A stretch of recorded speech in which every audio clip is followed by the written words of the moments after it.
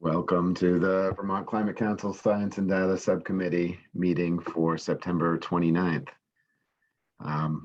Marion's just posted the agenda into the chat here. Thank you. We'll approve the last couple of meetings minutes. I think we'll go over for a bit so at the Climate Council yesterday, we presented the definitions of technical feasibility and cost effectiveness. I think we'll have an update there and get an update from the carbon budget task group. Then we'll also talk about the proportional reductions in emissions, and we have a proposal to kind of clarify both the order in which pieces of statute should be looked at, and then discussion point on a reference year for proportional reductions in emissions. We have time set aside for miscellaneous items and public comment. You'll note that the agenda goes from 2 to 3:30 on the actual agenda, but I actually think the definitions discussion may take a little bit longer than the 10 minutes that are allocated. So I'd like to just kind of extend that for a while and just push everything back a little bit. So with that adjustment to the agenda, does anybody have any additions or objections to the agenda? I wonder if we're looking at different drafts of the agenda. The one that I'm seeing is 2 to 4 and does have longer time for definitions. Is that the one that was? Oh, great. Okay. I may be looking at an old one. Okay. Looking at one that Okay, I'm sorry. The one in the chat has, the order of what you were saying too wasn't lining up with what is on the agenda. All right, I was reading off an older one, I guess. I do want to make a suggestion. I'm sorry I didn't catch this earlier, but make a suggestion on a change in order of some of the agenda items, and then adding to updates if we have, or discussion items if we have time. The change in order that I would suggest, if it works for others, is I was able to check in briefly with Colin before this, and he's not able to join until 2:30. So I'd rather wait to talk about the proportional reductions in emissions and the update on the inventory and the carbon budget task group discussions until he's able to join. So I would actually prefer to do exactly what you said originally, TJ, which would be to start with the update on the definitions and then move to those other pieces, if that's okay. And then the other pieces that I'd like to suggest we add is probably in that miscellaneous item section, is making sure we're on the same page about the timeline and process for the Science and Data Subcommittee overall, and specific members' roles in CAP drafting and sections in terms of timelines of drafting. And then the last piece would be just a brief kind of discussion of next steps on the RFI drafting, which, even though the council kind of said, wait, let's wait to formally approve the greenhouse gas inventory accounting recommendations, you should feel free to proceed in terms of drafting language for an RFI on upstream or life cycle emissions related to energy use. And I'd like to just talk about next steps so we're on the same page to move that forward. Those are my suggested changes. Yeah, thank you. And I apologize for using an old agenda, old draft of the agenda. Does anybody have any objections to Jared's proposed modifications? Okay. Hearing none, let's still hit the initial agenda item of the approval of the September 17th and 22nd minutes. Those are both linked in the agenda. Does anybody have any objections to those minutes or changes, modifications? Again, apologies, I didn't catch this earlier, but in the September 22nd ones, Kaya's name is misspelled. It should be K-I-A-H, not K-A-I, early on in the document. Great, thanks, Jared. Any other changes to the minutes?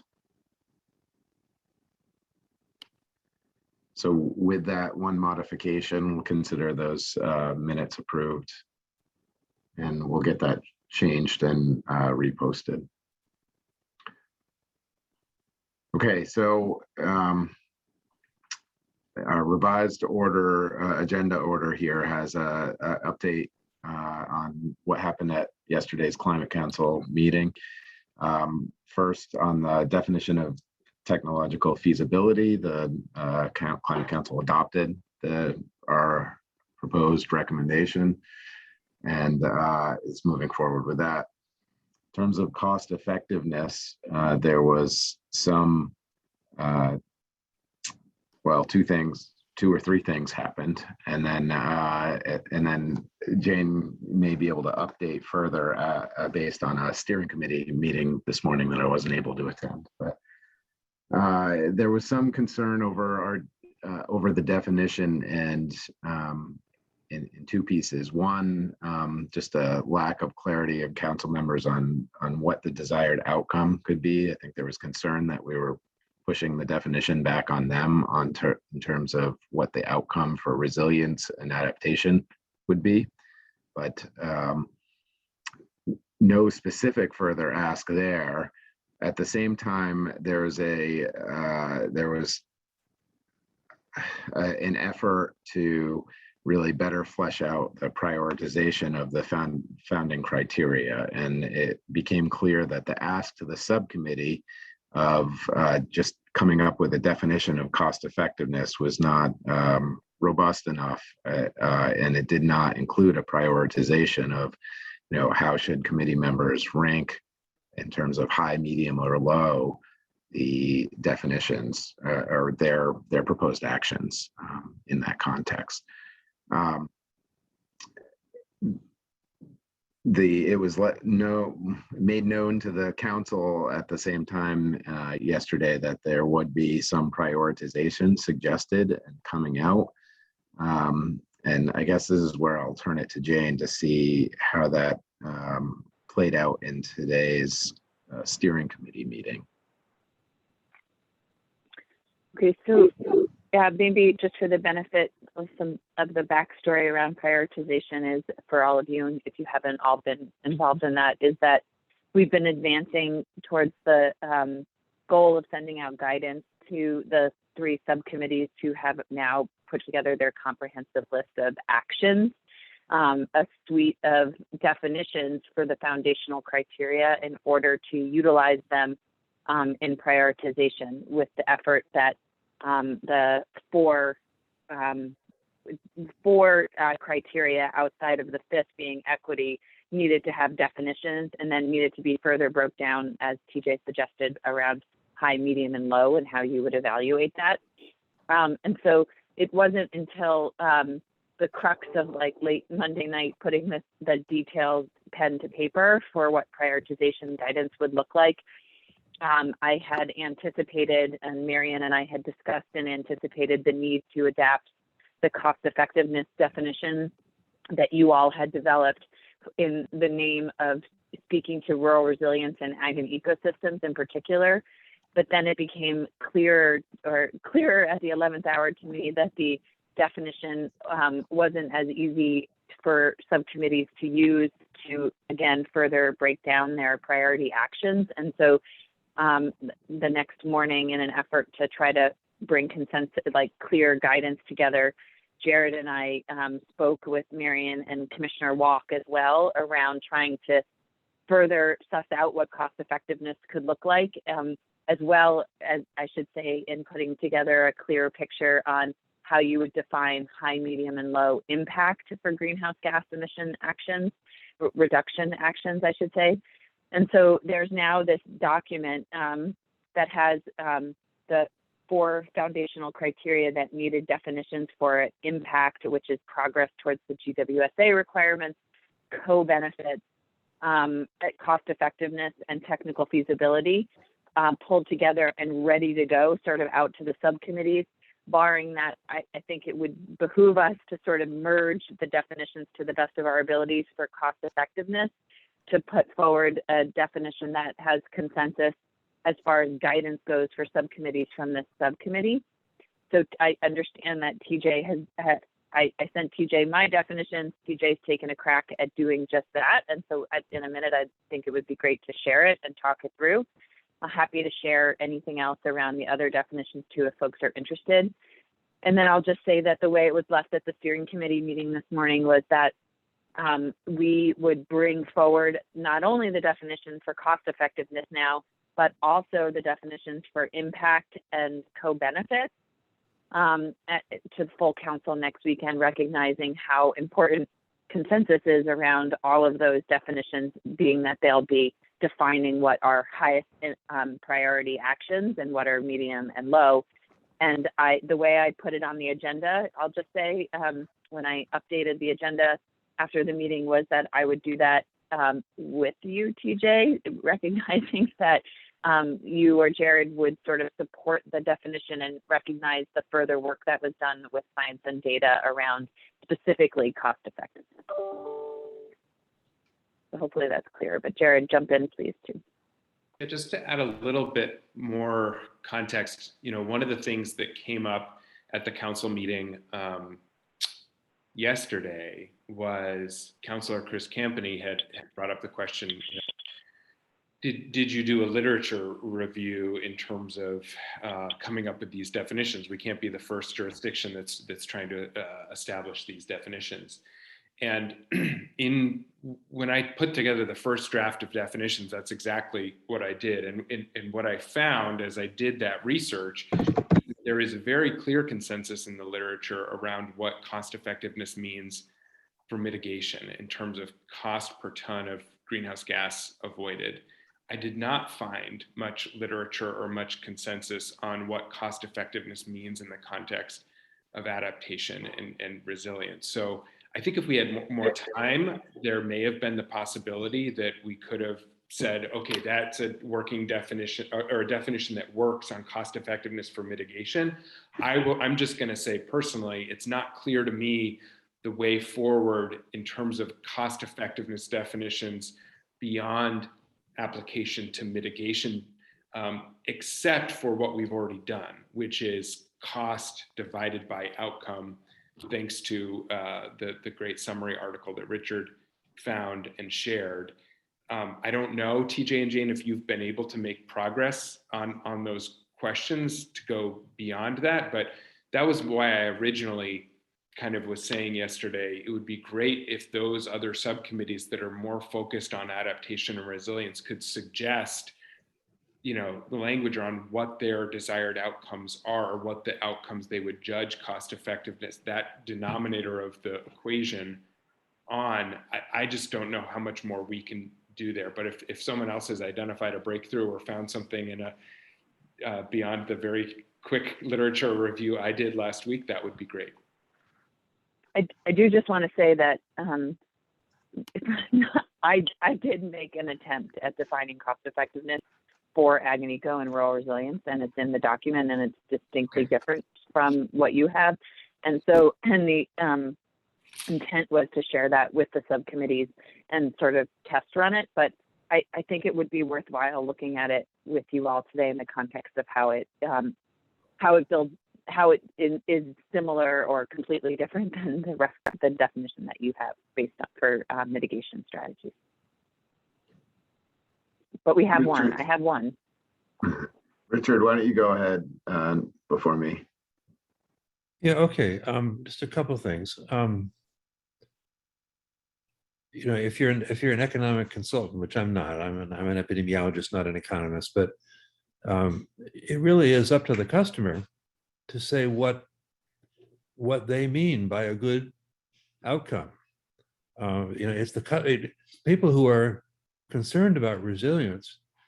They're the subject matter experts, and they're the ones that have to supply the information about what would be a good outcome with respect to resilience and what would be a mediocre outcome or a bad outcome, and how would you tell? And the economist or the technical person is not the right one to be making that judgment. And I think you're already there. The second thing I wanted to say just quickly is that there was people use the word impact, and you can imagine an intervention, a program element that is highly cost effective, but has low impact. For example, if you were going to have a program to weatherize homes, and you had a way to weatherize homes that reached homes very inexpensively, and was a cheap intervention and got lots of benefit, you'd have a high cost benefit, but you might only reach a minority of your target households. So your impact would be relatively less. So that's a separate measure of the effectiveness of a program, is what proportion of the target entities did you reach or did you successfully intervene with? That's a different measure from cost effectiveness. Right.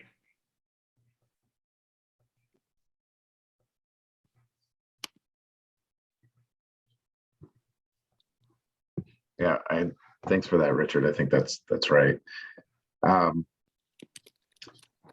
I just had one question, and then I think maybe it makes sense for Jane to, as she put in the chat, walk through the prioritization. But when you said that you have on the agenda for Jane, you and me to walk through this, are you expecting that to be? Just want to set expectations for this discussion. Is that a recommendation from the Science and Data Committee again? And I'll temper that with comments that echo those of my commissioner at the end of the Climate Council, where we continually make recommendations as a subcommittee, and it's not just our subcommittee, and the full Climate Council does not trust the subject matter expert as they have signed to make these recommendations. And so I'm a little hesitant to, even bother to put a recommendation forward. And I know some of that is just my frustration coming through here today, but I wanted to echo that for the record, on the record here, that, if we're making a recommendation, the counselors should really consider that. If they don't want to take it, then they should just make a decision themselves. So for what that's worth, if you could clarify if this is coming from the Science and Data Committee or not, I think that would be helpful. Okay, so I would like to say that the Science and Data Committee supports the definition and recommends the definition for cost effectiveness. I think that the conversation for the definitions for all of the prioritization would be challenging right now to get through and reach consensus on. So I had thought, because you were explicit, the Science and Data Committee was specifically tasked with technical feasibility and cost effectiveness. That was the ask still. It was around cost effectiveness. Okay, I'm happy to go forward with that, just noting that I explicitly asked if there was an ask of the subcommittee yesterday, and I did not hear one, but I may have missed it. But let's go forward and give them a recommendation. So my frustration aside, I think the highest and best use that we can do is actually give the council a good recommendation, and we should just go forth in good faith to do that, and the council can, use their authority to do what they want to. I'm definitely committed to coming up with a good product that is in the interest of the state and the climate action plan. Yeah. TJ, I would offer, and I see that Jared noted this in the chat. I think some of this falls to Jared and Leslie Ann and myself as council members to carry that and advocate for it at the council. Frankly, the other pieces, I don't see that there's an alternative. There isn't time for the council to wrestle with this. And my hope is, to the extent we do a good and competent job today, which I have every faith we will, that the three of us can then turn around and sort of carry that with the council. But I hear and appreciate your frustration, and just want to say, I think some of that falls to the three of us. Truly agreed. Okay, thanks. So Jane, if you want to share that document, I think that would probably be the best way forward. Okay. And And I'll know, I'm not sure if you're sharing the version that I made edits to. Yes. If you are, then I don't have any, I did those relatively quickly today and don't have, not overly vested in any one edit. So as usual, please point me to where I've gone astray. So TJ, let me just ask for comfort level. I have the one open that has your comments in it, which I looked at and thought were valuable to share here, but I'm also happy if you would prefer me to share a clean copy and allow you to make those in real time as a collective part of the group. It's up to you. I'm okay. I don't think I wrote anything damning in there. So I think they're fine to share. I just wanted to, give that caveat that I'm not wedded to any particular one of these because it was done quickly to try and kind of move the ball. Okay, so context, a little bit of context setting is that the three main subcommittees, cross-sector, ag and ecosystems, and rural resilience, all now have Excel documents that are organized by pathway and then strategy and then action at a strategy level. And the intent now is because specifically thinking about how we elevate and bring forward the most highest priority actions, because some of the subcommittees, specifically ag and eco, have hundreds of actions that we're trying to utilize the foundational criteria to do a very streamlined. I really need to echo that, that we need to move through prioritization for the sake of efficiency in the matter of weeks, not months. And so I say that as a caution that we don't, that these, whatever we agree upon with respect to definitions, need to be easily evaluated with professional judgment. That is what we're leaning on at this point. All of the actions that folks have put forward to this point will be memorialized in the climate action plan. Nothing is going to be deleted if it's not a high priority action. But what we're thinking about is that actions that rank out as low priority will automatically be moved into a spreadsheet in an appendix. And that work will really be about how we pick those actions back up for future iterations of the climate action plan to further develop or think about outside of the climate action plan. I should say that in addition, there is a process that complements this document that you're seeing that outlines the steps subcommittees will be taking to utilize this. The first of which was to consolidate and pull together the document that I just spoke to, that spreadsheet. The next of which is going to be to pull out actions at the individual level. If there is no scaling up of the action beyond an action that an individual can take to make to work towards climate policy and action, those actions will be pulled out and put together in a specific section of the climate action plan that speak to the collective benefit of personal action, but they won't go through prioritization. This is really intended to be at those actions that require statewide change, legislative action, programmatic change, those kinds of measures. And so the idea being that all of these criteria will be columns added onto their spreadsheets. For cross-sector, for instance, these columns are already there in their spreadsheet. They're just hidden right now. And they'll have drop downs for these first four that allows them to rank them high, medium, or low, or high, moderate, and low in the case of impact and some of the other ones. And there is a cumulative component at the end of this document that says, well, if you get a high in impact and a medium in cost effectiveness and an X in co-benefits, what the overall suggestion is for how the ranking comes together. And so the low actions, like I said, go to an appendix, high automatically carry on, and medium will largely go to an appendix, but subcommittees have the discretion to pick some of the moderate priority, medium priority actions to lift up into the body of the climate action plan.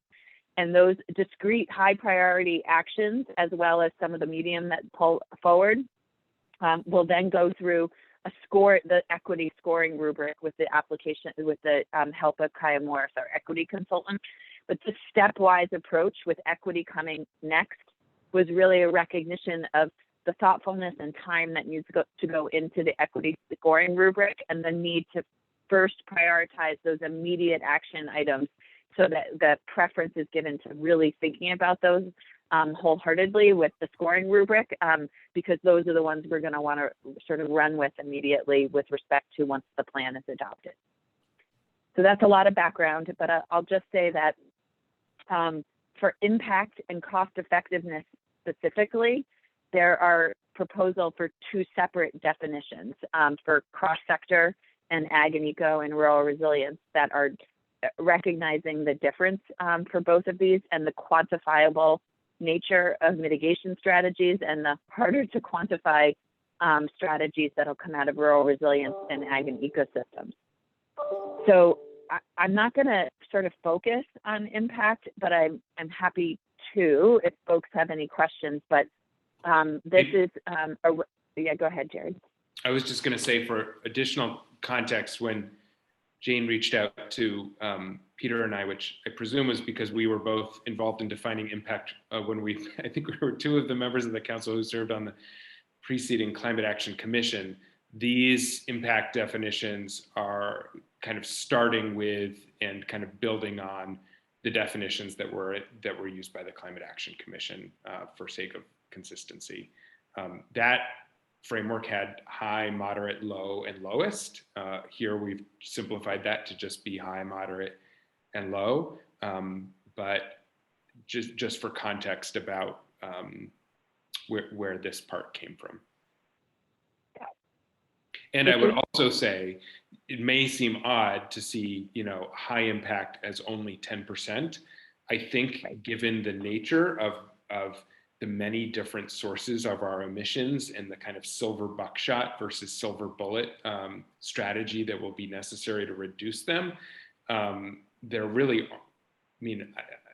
as I look at the cross-sector draft recommendations, there's probably two high impact ones right now and a number of moderate impact ones.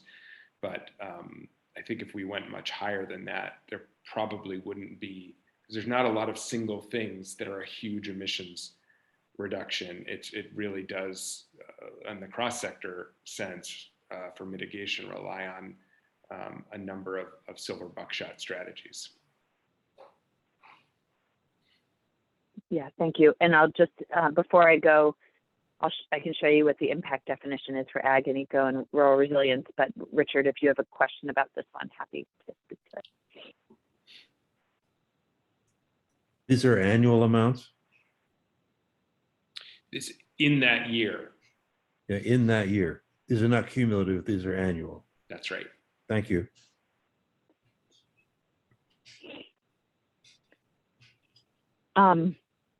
So I'll just say that the ag and ecosystems and rural resilience impact definition is built largely from the definitions that is used in the state hazard mitigation plan, recognizing that one was more specific to hazard mitigations. The language was slightly modified, and we worked with Marion and Lauren Oates to make it more applicable in the climate change space.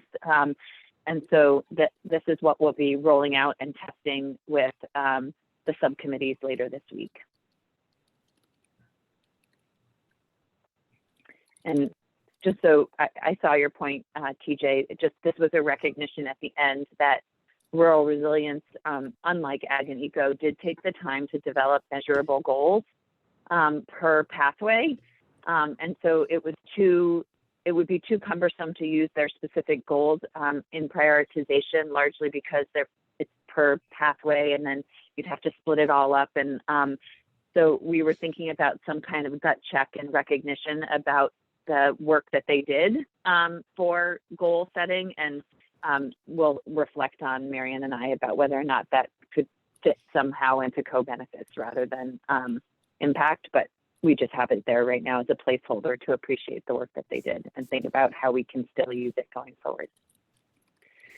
Okay, so cost effectiveness. I'm not, maybe, I just want to say, this started the other day because I took a shot after a conversation with Marion at really diving into how to draft what cost effectiveness would look like for the ag and ecosystems and rural resilience and adaptation. And I will just say that it's a bit different than yours, but TJ's done a really nice job of marrying now the two. And so maybe what I'll just do is leave it up for a minute for folks to read, and then appreciate any questions or comments that can go to either myself or TJ and Jared and Richard. I think you worked on this originally too. So whoever worked on this, thank you.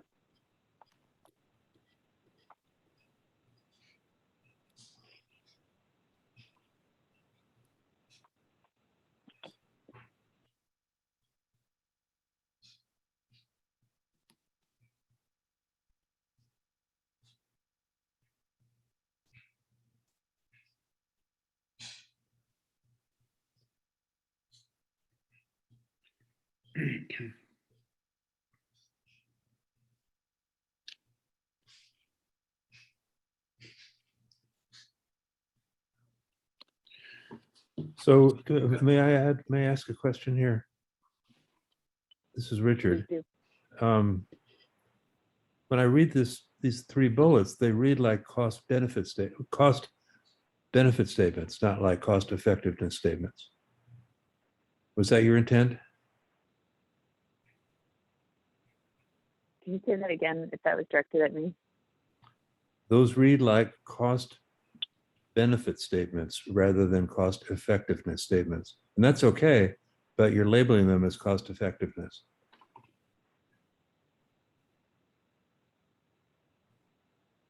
That's a good point. Yeah, that's interesting. I hear you on that for this. Be interested to hear how other people respond. Yeah, I think maybe the net savings was shorthand for net savings per ton of emissions avoided. If it would that make more sense to you, Richard? I see your point.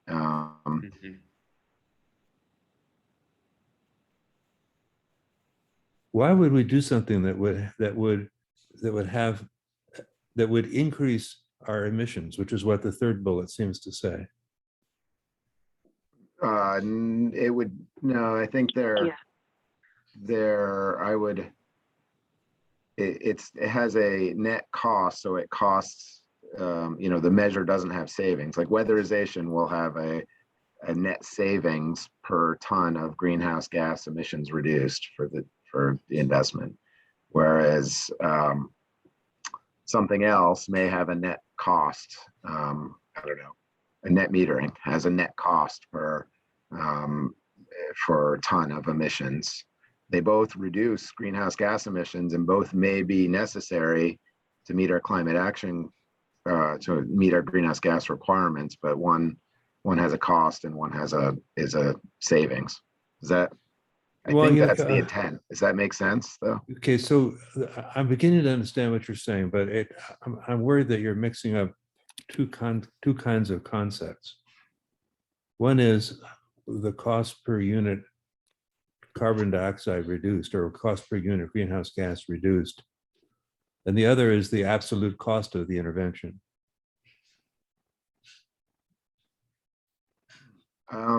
So maybe you may be right that we're mixing those up, but the way I think about it is that we do want the net cost of the intervention, and then comparing in cost effectiveness. I think it is, you want to use that net cost. You don't want to just use the static upfront program cost. Yeah. I'm not doing real well at thinking this through on the fly, and I apologize, but I really still think you have two concepts. One is, what is the reduction in greenhouse gas per unit of programmatic expenditure?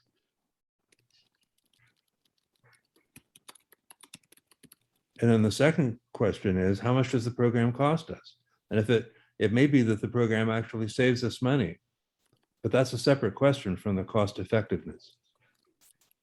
So the way I think the Okay. first part is not the question. It's not the programmatic expenditure. It is the net cost. I don't know how to better describe that. It's the total impact, economic impact of the program. Okay, well okay.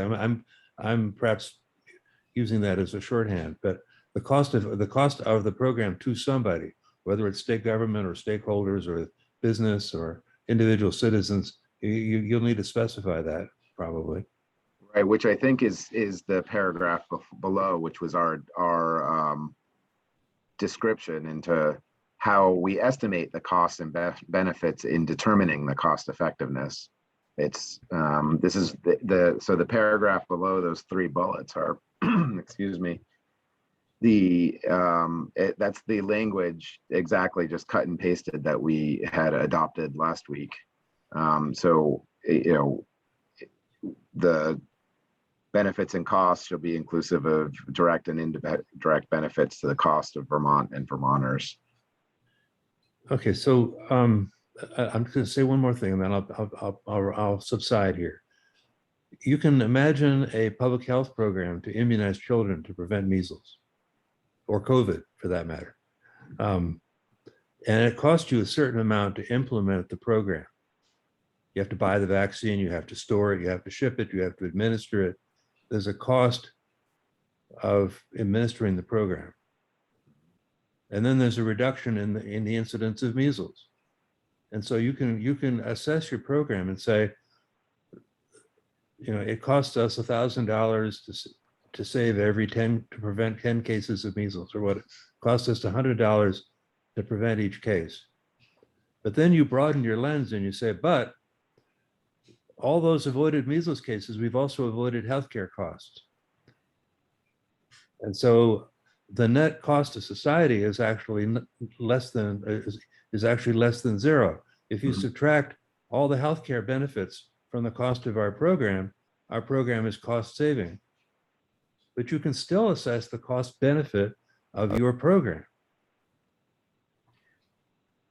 Yeah, no, I completely agree. I think this takes so we talked about this a little bit last week, but this takes the broad perspective. So it's not looking at the program implementation costs in the first part of your example. It's it's from the perspective of that broader societal perspective for shorthand, although as defined here in that other paragraph, in the last paragraph.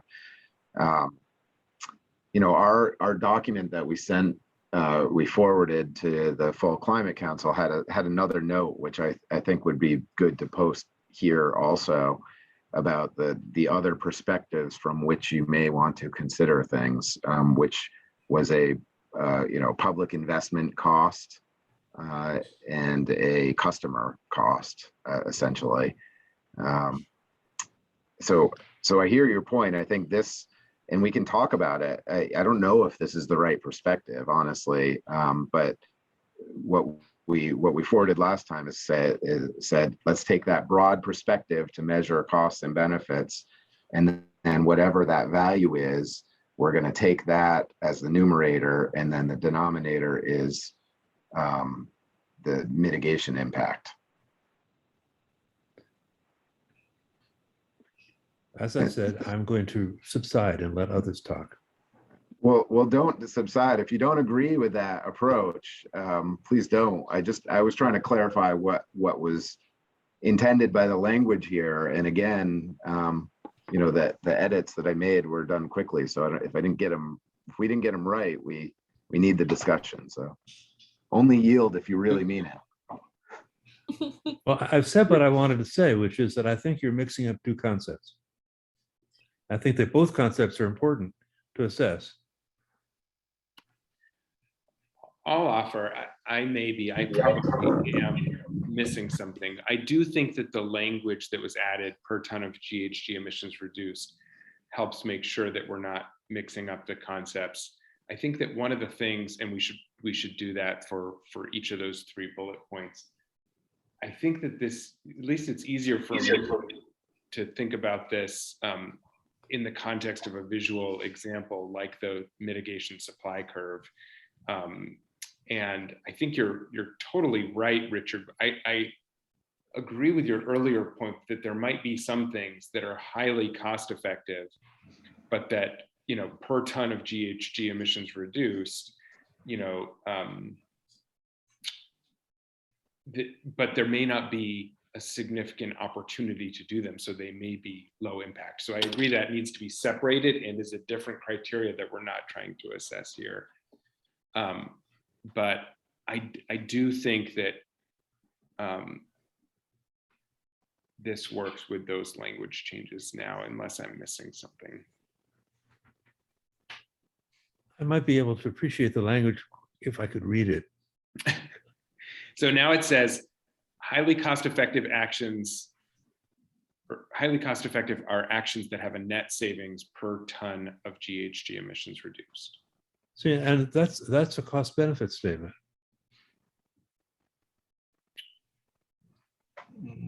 I think when we're saying per ton, that's per the desired impact. I mean, is what you really mean highly cost-effective actions are actions that have large savings, large reductions in tons of GHG reduced? I think that's the impact definition. So, okay, so we have impact, we have cost benefit, and we have cost effectiveness, and they're all important. Agreed. So cost effectiveness, we decided was cost per desired outcome, right? Right. So the cost is net in this first bullet is net savings, right? So that's the numerator, and the denominator is per ton of greenhouse gas emissions reduced. Is that I feel like I'm missing something. It seems like that fits into that definition. Is there something with how we calculate net savings that is essentially a benefit cost test? If you could avoid saying savings and say reductions, that might help. Net cost reductions? Well, I mean, as long as you put cost on the right side, you're talking about cost effectiveness. Cost benefit, I'm sorry. As long as you put costs on the right side, it's cost benefit that you're trying to do. I think cost is on the, go ahead, Jared.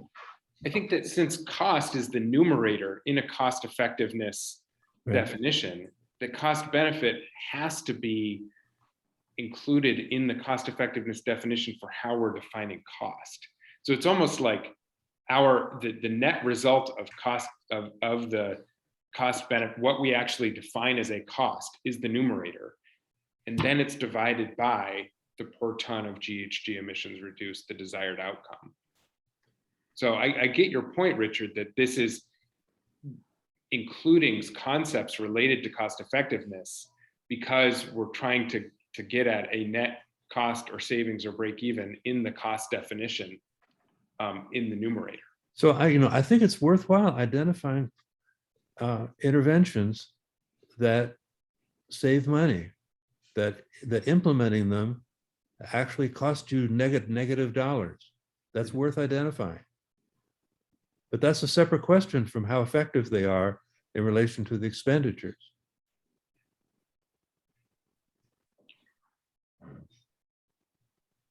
Yeah, I mean, the other term that I keep struggling with, and Richard's point's really an important one, is sort of affordability, right? Like it may be really cost effective. I'm trying to think what an example would be, but if you can't if you can't afford to do it at scale, there's a question about, is it worth doing? So that goes back to the perspective, right? So if we want to define cost effective from a program implementer perspective, I mean, that's why we don't do large scale weatherization now, right? It is really cost effective from a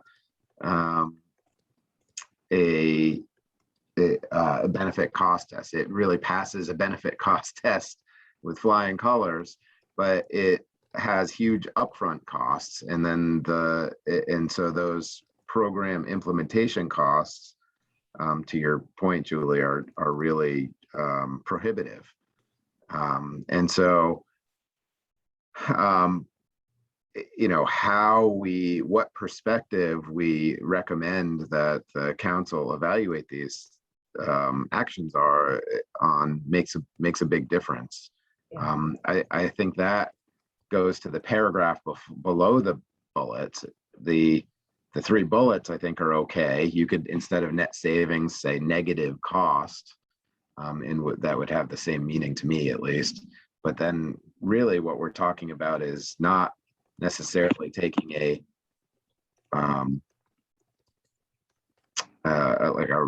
basically a Vermont resource cost test plus externalities approach. We're taking a program implementer approach, or public investment approach.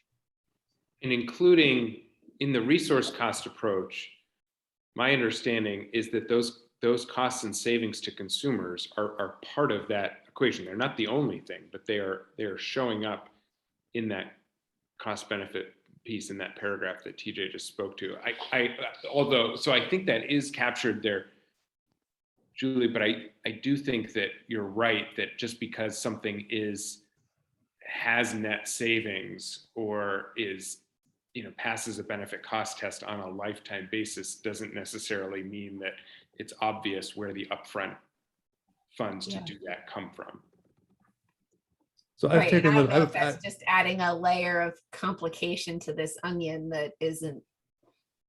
I just don't know where it comes in if it doesn't come in here. I've put in the chat 2 statements, one about cost effective and one about cost benefit.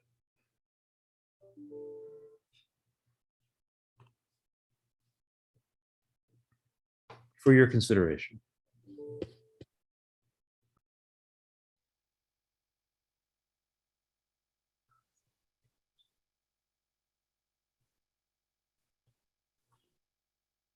I think those would work. So when you say program cost, Richard, and maybe this is where we get at the affordability component a little bit, is that this is just raw cost to do the work.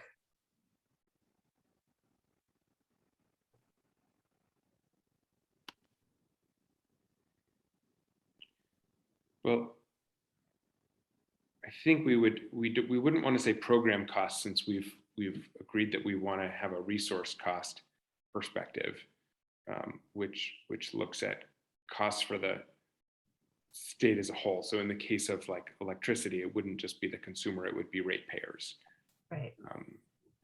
And program management and implementation.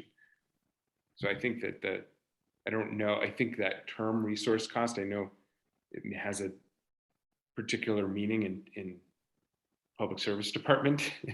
I feel like it's probably confusing outside of that space, but I don't think we would, while I generally agree with your recommended language, Richard, I think that program cost one would be inconsistent with the kind of resource cost approach that we've identified for cost benefit, and we'd want to change that language.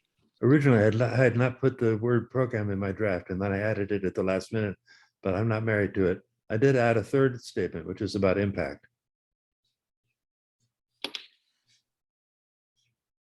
Yeah, and I think that that's very consistent with what we already have above, except above is more detailed by certain percentages. Yes, yes. I'm just trying to get the concept on the table.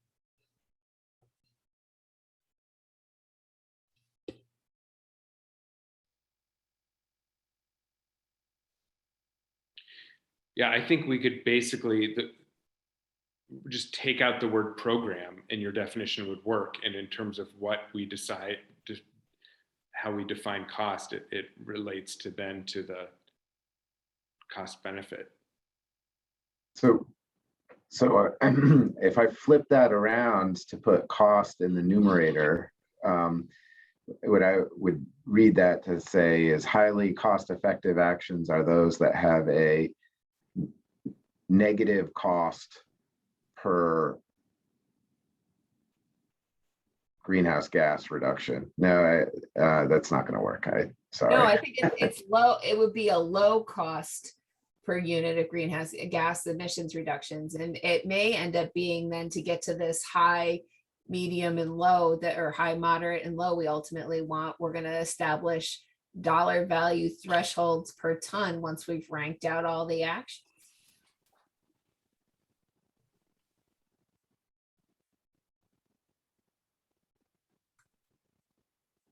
Well, so I can't raise my hand while I'm presenting. So I guess that doesn't get us to then using this to help inform the actions, because when we were doing sort of the sniff test on this yesterday, Jared and we were talking this through, Jared.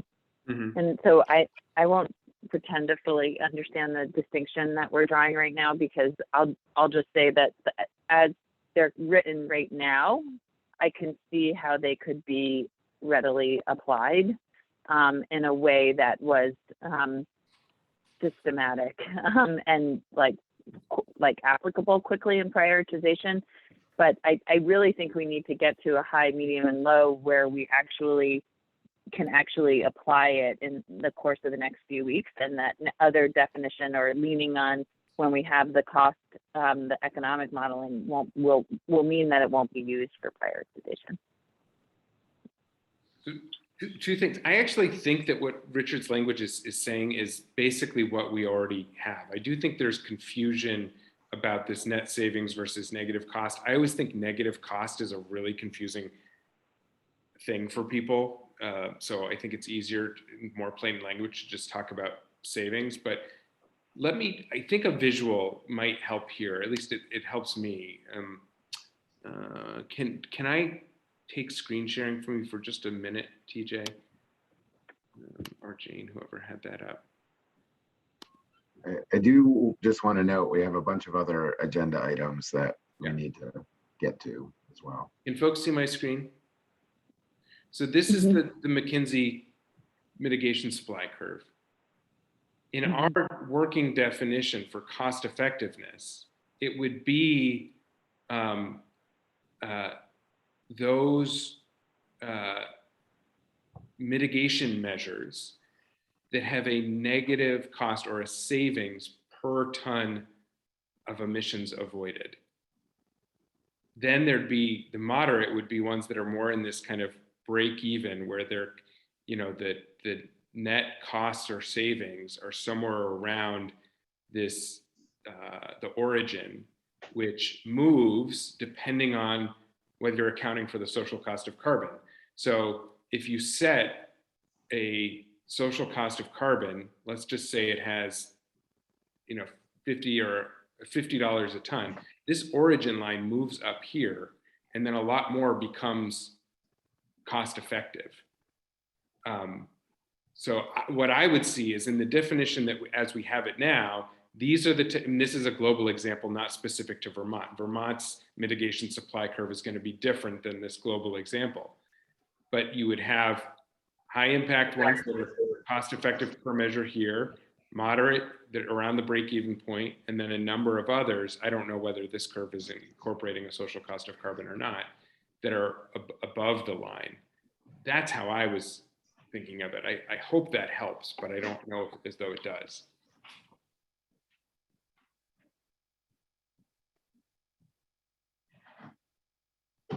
Well, to me, it brings home that there are two different axes. There's an axis that is the cost per unit benefit, and there's the axis that's the benefit per unit cost.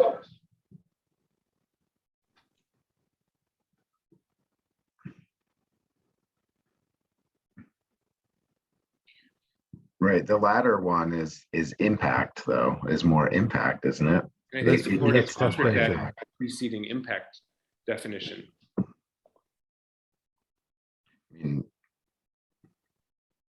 It's not that because it includes cost, but it speaks to it a little more. So Right, if I mean, I, my sense was that the impact is supposed to be gross, right? Like nuclear might be a great thing from in terms of impact, in terms of its cost effectiveness, maybe it's less so, right? Whereas building like weatherization at scale, depending on how we define its scale, might be its impact would vary based on what we define as being at scale, but its cost effectiveness would always be high per unit of work. if I were a member of the council, and you all should be glad that I'm not, I would want to know all three things about a proposed activity. I would want to know its cost effectiveness, I would want an estimate of cost benefit, and I would want an estimate of impact. I would want to know all three things. And I think Well, the cost we, effectiveness has to be relative to other measures. Yeah, of course, of course. Right. And I think the cost benefit is what we're using as a cost number. So the cost benefit is kind of then the input into the cost effectiveness. Well, you keep wanting to do that, and I don't see it. But so that's where, so to come up with the cost number, we're saying count all the costs associated with this intervention and then all the benefits, and the net of that is where is the numerator. Yeah, I just wouldn't go below zero. I would say that the program doesn't cost us anything and it has the following benefits. But the but some of them do go below zero, right? And that's what the cost benefit, that's what the cost benefit is tells you. But for cost effectiveness, what you need to know is that it doesn't cost us anything. Or it saves us. You could take this you measure and it could save us But money. the part about saving money is demonstrated in the cost benefit analysis.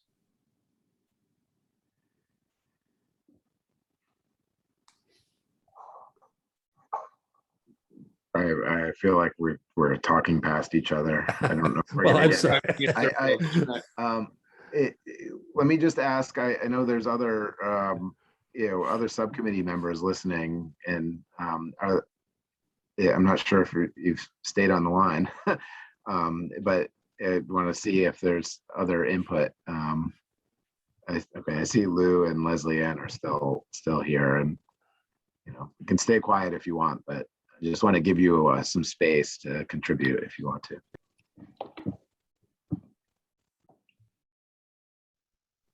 I Didn't guess I have would anything to add, TJ, because I had a student who needed my assistance, so I popped out for I think most of the conversation. So sorry about that.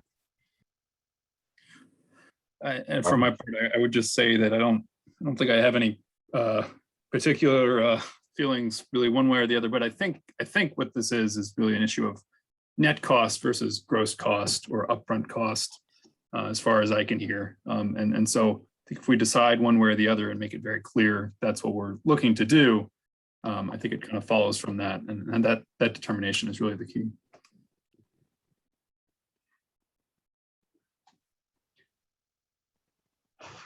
Thanks, Lou.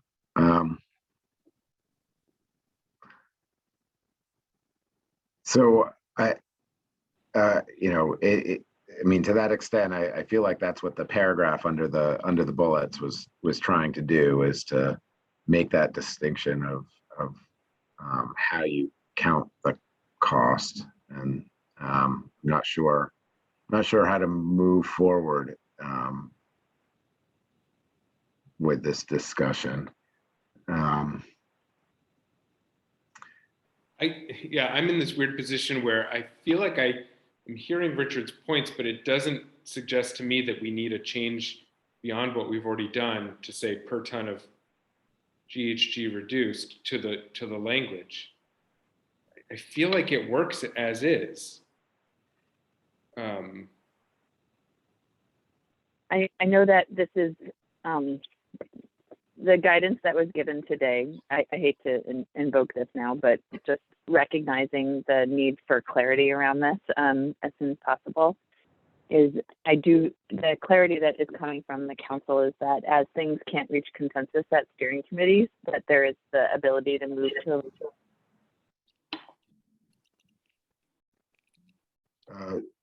Jane, your audio just stopped. Jane, your audio just stopped. I don't think she can hear us. I'll message her. Hold on. Oh, yeah, you got it.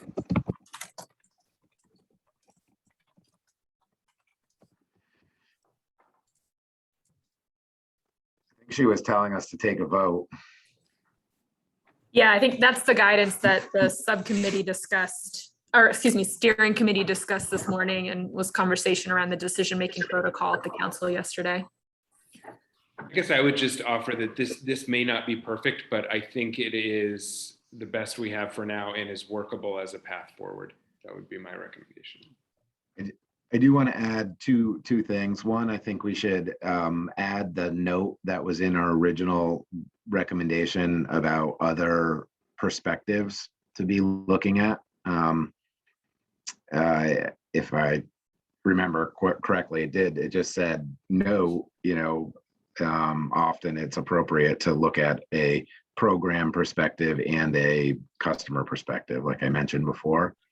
And then the language above originally this morning had pointed to the mitigation supply curve being developed, and I wasn't sure that was going to be ready or necessarily be able to be used, especially if it used a different definition than we provided below. So I kind of put it in as a footnote to just say this may be a resource that could be used, but not wed the definition to it. And the only reason that the cost of carbon language was stricken out is because it's already included in the cost benefit analysis definition below. So it just seemed redundant, right? That's correct. If it could be left in there, I just thought it was redundant. Let me propose an alternate wording of that first bullet. I'm going to change 2 words, which if you change them the way I want them would allow me to support it. So we would say highly cost-effective actions are actions that have a low cost per ton of GHG emissions reduced. I think that there are many measures that have net savings. That I think that presumes that there's a cost. And well, there's a low cost, a negative cost would be a low cost. That's how I can accept that. Isn't that the same as a net savings? No. Negative cost is a net savings. No. I'm offering you some language that I would be happy with, and I think it does what you want it to do. But if it doesn't, that's all right. But have a low cost per ton is by definition, a highly cost effective. So I would be comfortable with negative cost or net savings, but that is because I feel like they mean the same thing. And Yeah. so Anyway, I'm fine if you all want to bring it to a vote, and I'm happy to be I'm going to vote against this, okay? And you know that I am because I've been arguing the last 20 minutes about it. I have no hard feelings about it. It's not where I think we should go. But I said my piece.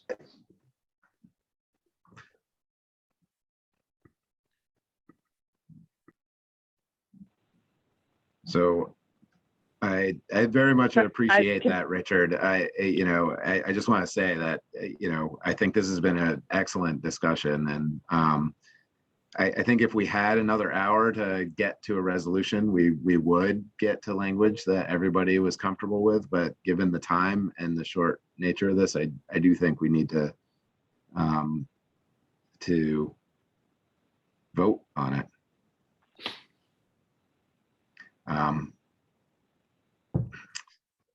And I think, Jane, we all presumed that's where you were heading when we lost your audio. So yes, that's where I was headed. And just as a non-expert in this field, I'll just say, and recognizing and appreciating that this language is going to have to be used by folks across the subcommittees. I'll just say, for what it's worth, that like I understand what net savings means, but a negative cost or a low cost, it just does not, like, it's not getting at what I feel like what you're trying to go to with this. And so I just appreciate that net savings really resonates with me. So, and yes, I was trying to move to a vote and recognize and appreciate that Richard is okay with that. Of course, Marion was just messaging me that it's not clear on how we actually move to a vote, but I would imagine that someone needs to make a motion to move to a vote, and someone should second it, and then the vote should happen. I would move that we adopt the presented language for both impact above and for cost effectiveness in terms of high, moderate, and low cost effectiveness, as you know, with the edits as presented on the document visible now. So I will second with a proposed modification that we add the language that was in our original recommendation on noting the other perspectives, basically. So That's I think a friendly amendment.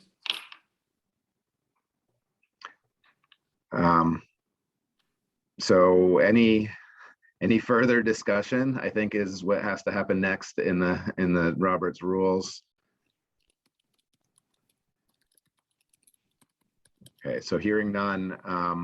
TJ, if I may, how are we handling absent subcommittee members?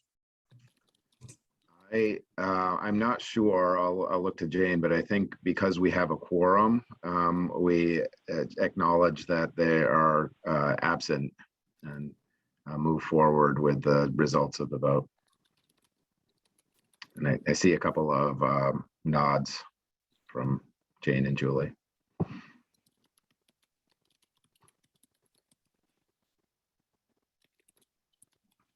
So, so I guess I'm going to call the vote. If I could, I guess I will just do a roll call. Will probably be the best way to do it. So, the motion is to adopt the language that was on the screen previously with the added language on perspectives. And we'll look for a yes or no. Jared. Yes. Julie. Yes. Richard. No. Lou. Yes. Leslie Ann. Abstain.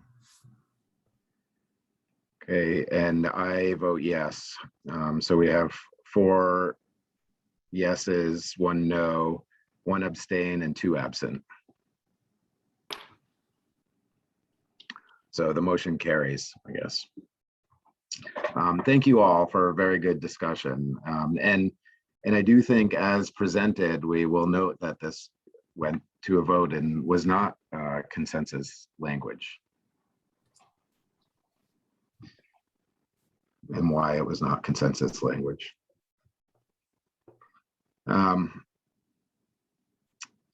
Okay, let me pull up the agenda. So it is 3:15. We have 3 items, at least 3 more items on the agenda. I think I would like to shift the agenda again and get the update from the carbon budget task group, if that's okay, and see where that is and what is if there's a to do for this committee today or in the near future. Yeah. So thanks, TJ. The GHG task group, Richard, myself, and Colin met with the carbon budget task group, mostly members of the Ag and Ecosystems Subcommittee, both last week and yesterday morning to hear more about kind of their recommendations and questions and concerns with regard to how the current state inventory accounts for ag sector emissions. And I think there are some larger issues that are coming up that are bigger than we can resolve now in terms of fundamental differences of interpretation of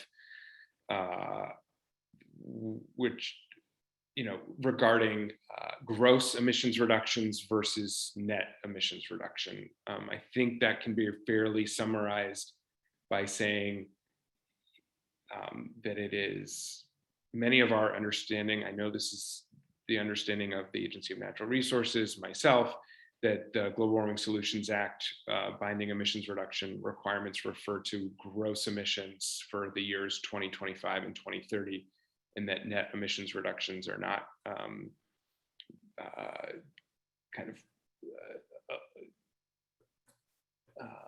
pointed to until 2050, where there's net zero language later in the law.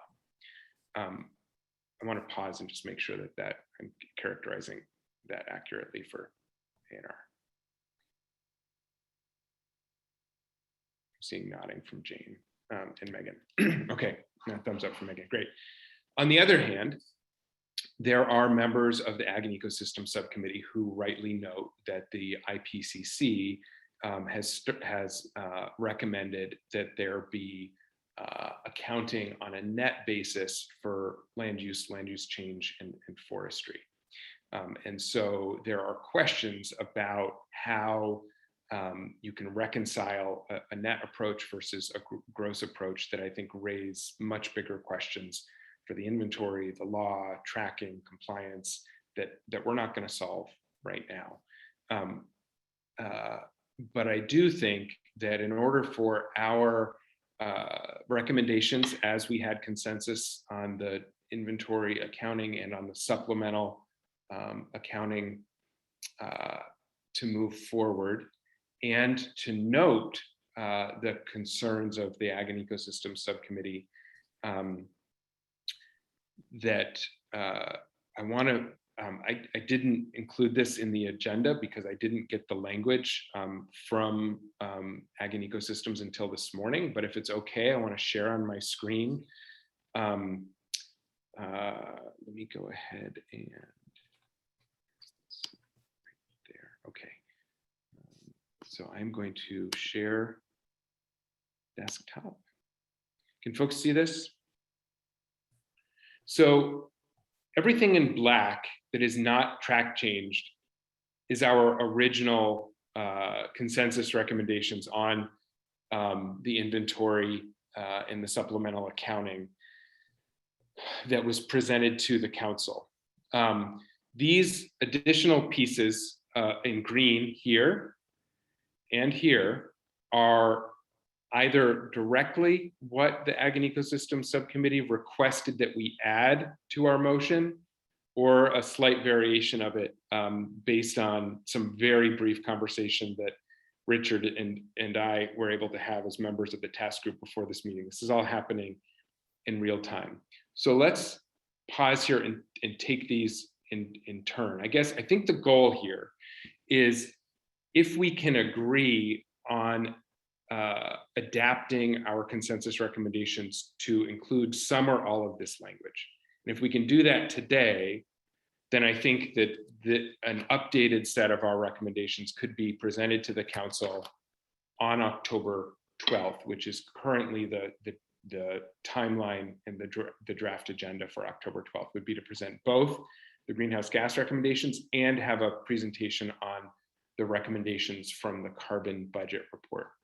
I will note that I do not believe we have another subcommittee meeting before the council meeting on October 12th. So it would be good if we could come to resolution on this today, so we know whether we're presenting our initial set of recommendations as they were, or whether some additional language to address some of the questions and concerns the Ag and Ecosystems group came up with are good with us. And Jared, just to clarify, the fact that you don't have another meeting isn't because you don't actually have another meeting, it's because we're now trying to post documents with a full week ahead of time. So is that why you're referring to it? Because we would post this next Wednesday for the meeting. I mean, Tuesday. Next Tuesday. I think we have a council meeting next Tuesday, right? When Well, we we post, agreed to this, yeah, we would just post this with the agenda on next Tuesday and share with council members, but you meet next Wednesday also, correct? And then this wouldn't be presented to the council till the following week, you know? I thought that when we agreed to our revised schedule, October 6th, we would not meet. I'm unavailable. I have a quarterly board meeting, so. Okay, didn't know that. But we may be able to find another time next week. But that was the one conflict I had with going to this schedule. Anyway, Let's talk about let's assume that we don't have another meeting in time because of the posting requirements at a minimum, and just we can talk about our next meeting and next steps. But I think the question is whether we can agree to this language. Is that right, Jared? yes.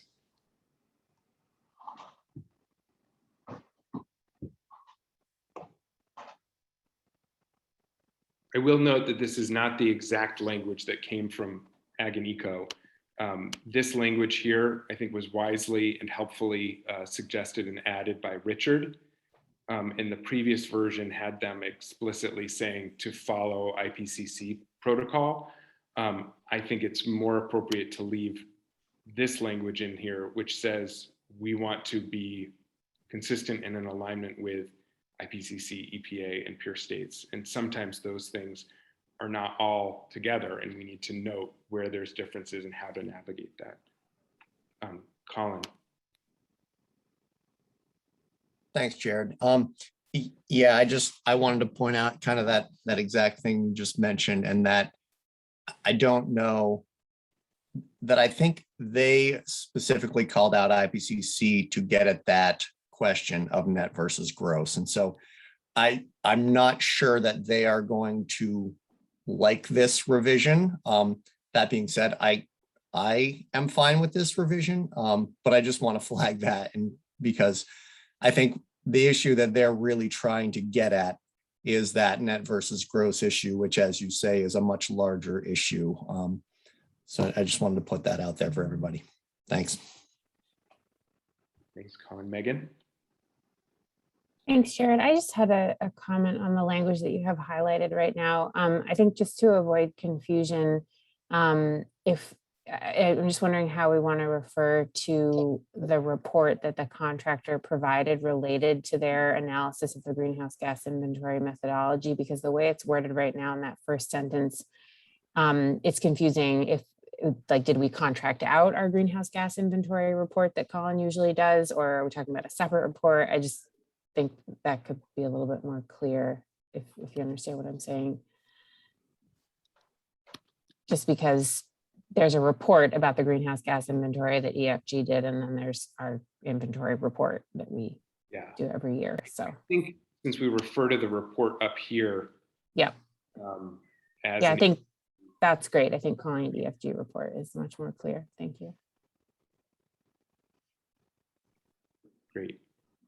Jared, I worry a little bit that we're going to get asked to then do the, is there a specific concern that we could articulate beyond further research and analysis and different baselines? Because I feel like, for example, we've been looking at Global Foundries and as part of their PUC proceeding. If you use their 1990 baseline, it's an inaccurate assessment, right? Because they weren't using HFCs at that time because there were alternatives that we've since banned. I feel like this is a really slippery slope where we're going to set up a request. I don't understand what's broken and what we're trying to fix here. And I'm concerned that we've got just the ag piece in front of us, and these same issues or concerns may exist in multiple sectors. Colin, please add to this if I don't adequately capture it. My sense is that while there are some sectors of the inventory that we have a really high degree of confidence that the data sources are, we know how much fuel is sold in the state, for instance. So we have a high degree of confidence in what those emissions are. I think that there's two concerns that they're raising, and maybe this language is too vague or broad to really nod to them, but it's meant to be inclusive of both. The first concern, I think, is the SIT tool, the state inventory tool that assesses ag sector emissions, primarily is focused on, I think that they're worried that there's not enough flexibility within that tool to account for kind of Vermont specific considerations. It's a tool for assessing national ag sector emissions that may not be appropriate for Vermont. So I think the first question is, are we as accurately as possible assessing the gross emissions from the ag sector? Then I think they also have this question and concern, why aren't we moving to net accounting for the ag sector in the way that the IPCC is pointing to? But as I understand it from Colin and others, no other state, at least in the Northeast, yet done. And I don't think that that's necessarily because they're opposed to it. I think it's practically very difficult for exactly the reason that you started with, Julie, and the language that you added here at the end, Richard, which is, while we may have more recent data sources that are able to do that net accounting, we don't have a high degree of confidence or refinement in the data for 1990 or 2005 to measure against a baseline.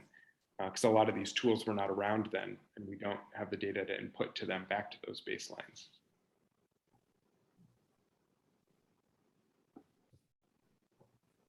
Sorry, can I just chime in for 1 minute, Jared?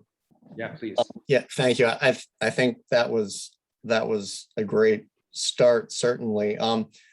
Yeah, I think my understanding of the issue presented by Ag is like you said, but just also to expand upon that a little bit, they're concerned that the current SIT tool that we use does not include kind of the ability to incorporate certain management practices that they would like to see in the inventory. And that's legitimate, I think. But the problem we get to is the tools that they are suggesting that do incorporate that level of granularity are net related tools. And so the other problem that kind of stems from that is they also make the point that there is no way for them to meet their proportional reductions within the ag sector without using essentially soil sequestration and management practices. And so you can't really untangle, like we could probably add additional detail and granularity even into the SIT tool, somehow accounting for those different management practices. But their bottom line is they can't make those proportional targets. They're pretty confident without that sequestration component. So that's kind of a big piece. Sorry, go ahead, Julie. Oh, no, I think that's a fine thing to bring forward in response to sort of the construct of the Global Warming Solutions Act, and to have the council make a recommendation back to the legislature about how we intend to approach it. I'm not sure we need a tool to tell us that, though. Do we? I would agree with you. I think, all right. Like, I feel like we're building an argument that no one's taken issue with thus far, right? Yeah, I think from my discussions with them, they are just very concerned that the ag sector is going to get kind of called upon to make these sector specific reductions that they can't meet. And they're very concerned about that. And Jared and I have both tried to kind of allay those fears a little bit, in that, well, maybe the recommendation to the whole council, to the legislature, whatever, can be proportional reduction should not be the focus. And Jared said this many times, that it should be based more on cost effectiveness than the proportional reductions. And I would totally agree with that. And I've said a bunch of times too, that as you mentioned, global foundries, but the whole industrial processes sector Right. is also going to have this issue. And so they're not alone in that. And I guess I'll just, sorry, no, go ahead. Oh, no, please finish, Colin. Well, I was going to transition a little bit and just say that even if it were to change to a net framework, it's the ag sector might have the data detail to kind of refine those estimates for them for the net, but I don't think that exists for the rest of the natural working lands categories. And so that's a whole different can of worms to be opening up with that bigger discussion. Thank you. That's really helpful. I would like to suggest taking a step back, very much as I think you just elucidated to what the problem is we're actually trying to solve. And I don't think the words on the page match. If the concern is, if really the underlying concern every which way to Sunday is the ability of ag to make a proportional reduction within their sector, then let's talk about that and figure out a way to reevaluate and address it. I don't think pounding it through the inventory tool is necessarily the way to do that.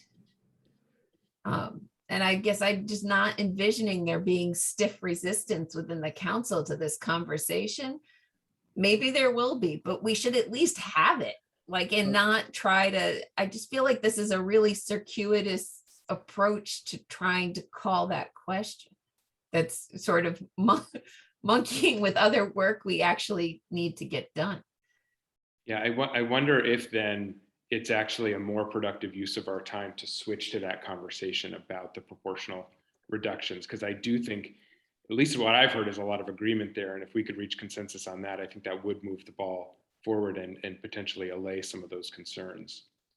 Before we Yeah, leave I this mean, document, oh, go ahead, Richard. Jared, could you scroll down to the second place that you've got? Sorry, before we jump to that second piece, Richard, could I just interject for one more second? And that was to just say that I haven't really been able to get a clear answer from ag if there is another reason that they want to switch. Like, I know that they want to keep promoting these management practices that would only be counted in this net framework. And I think that's maybe part of their concern as well, that, well, if we don't count them in the official inventory, then why are we bothering to put them forward? Why are we bothering to do that? And so that I've kind of suggested, well, that may be tracked in kind of a secondary inventory or something. But anyway, I just wanted to also lay that out there as part of this kind of framework as well. Can I ask a clarifying question, Colin, about that? Just Sure. so make sure I understand what you're saying.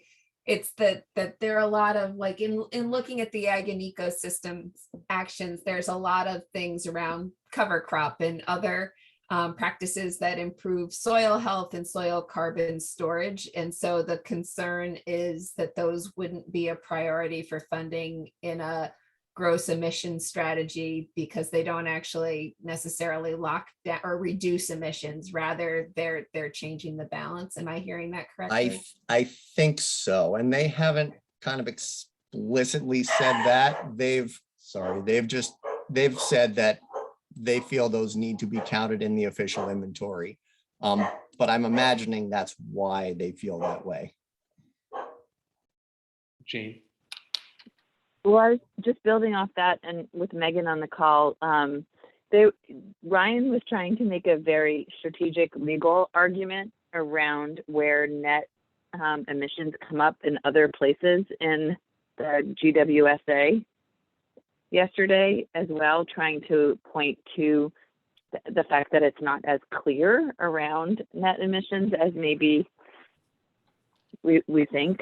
And so I don't pretend to understand all of that completely, Megan, but I was asking, Megan spoke to it a bit yesterday at the meeting, and then I'm just kind of curious. He pointed to another couple places in the Act.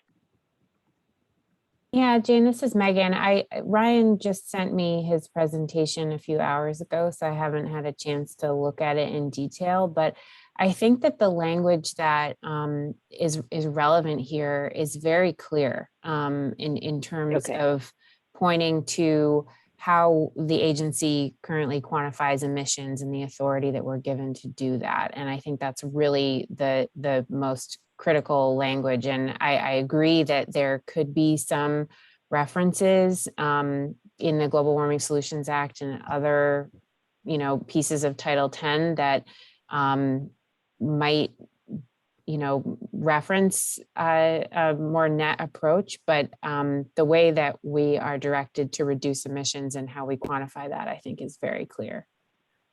Yeah, and this goes back to my concern. I don't see value in trying to twist ourselves into knots to force this issue through the existing Global Warming Solutions Act construct. If through our consensus or at least majority opinion of the council, this is the wrong way to go, then that should be something we bring back to the legislature in terms of a change for legislative action. I think this is sort of I don't want to say it's a red herring. I appreciate that it's an important concern from the ag sector, but then we should fix it, not try to sort of work around what the the plain reading of the Global Warming Solutions Act says.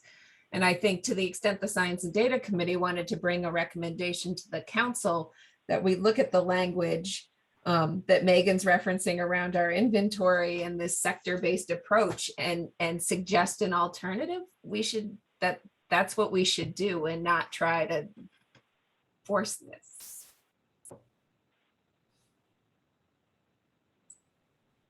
So just to try to test for clarity and a way forward, I think what that probably leaves us is we would present our consensus recommendations as they were passed by the subcommittee previously and not change this language. But let's move to this other conversation about proportional reductions, because I think there may be a path forward there. So what I want to go ahead and share first is reference.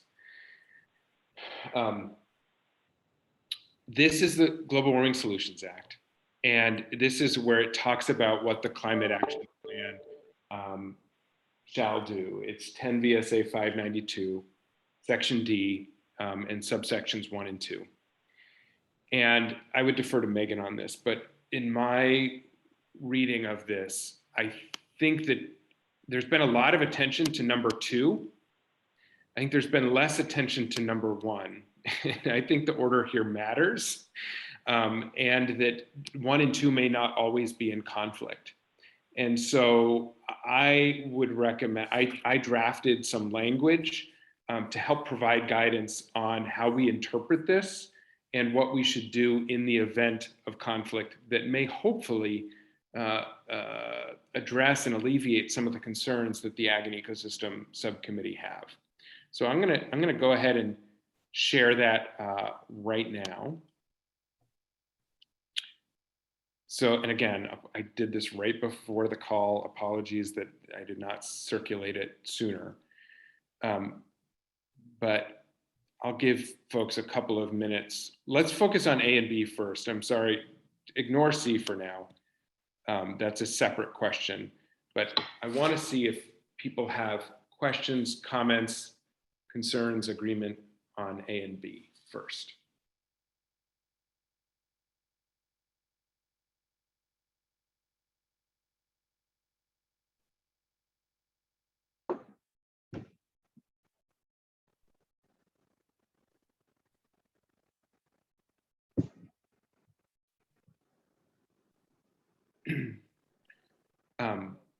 Megan and then TJ. Thanks, Jared. I just wanted to speak a little bit to prioritization of the list of criteria in 592D And I think, my legal reading of how this list is presented in the Global Warming Solutions Act is that the act itself doesn't ask the Climate Council to prioritize, one item in the list above another. And that's mostly because of there's a lack of language signaling a priority. And then at the end of the list, the second to last item is and then the last item. And so that to me says that there's really no order in which they should be considered a priority. So, but I don't think that means that you can't, from a policy perspective, put this consideration forward. I feel like, if there are policy reasons that the council agrees with as to why, how these different criteria should be looked at, I think that it can be appropriate. I just wanted to point out that the way that the language is constructed in the statute, I wouldn't interpret it as there being a legal priority. But again, I don't think that should preclude this from necessarily moving forward the way that you've presented it. Thanks, Megan. And I should probably have clarified, just for kind of context setting, that I definitely didn't intend this to be kind of a legal judgment or to change. It's more like, in practice, when we're trying to prioritize things as a council, how should we interpret this for how we go about doing our work? And so I think that given that there is that list and we don't necessarily have that clarity directly from the legislation, we need to probably use our best judgment to figure out how we do that prioritization. And this is a suggested attempt to just kind of identify and maybe memorialize a suggested approach if we have agreement on it. That's really the intent here. TJ? Yeah, very similar comment in it. I didn't think of this before until you had framed it in the way you did today. And, equity is number 3 on that list. And we just don't want to inadvertently, create a ranking where there isn't one. I mean, it seems like the proposal here wants to put the proportionality subservient at least to cost effectiveness, but we may need to think about whether we need to. To clarify, TJ, that language is taken directly from the act. That's the language, the quotes there. Right. Just in the framing of it, you had said, we want to prioritize A over B and the ranking matters. I just want to make sure we're thinking of it, those different 1 through 5, or I can't remember how many are there. 8. Yeah, thank you. Are, we may have to expand the scope of what we're thinking about here. I hope we don't, but I just want to throw that out there. Yeah, TJ, I assume you're talking about the fact that 3 on that list of 8 is minimize negative impacts to marginalized and rural communities, not the word equitable in number 1. Yes, yeah, that. Oh, sorry, my bad. I was going to reflect, and maybe this is a question for Megan, that the language in D is different than I've seen in a lot of other lists in statute. It says further the following objectives. I don't think it holds us. Exactly. I think that gives us flexibility, or I would like to believe it might give us flexibility, and would love to have a lawyer bail me out. But that doesn't always apply when we have a list. The other piece I wonder, Jared, is, to me, the 2050 net zero goal is sort of bunk, right? If we meet the 2030 greenhouse gas emissions reductions, we meet the 2050 goal. And this is just another reflection of how that undermines what could be some really important conservation type work. And in my shop, we're looking at some of the forest conservation pieces, right?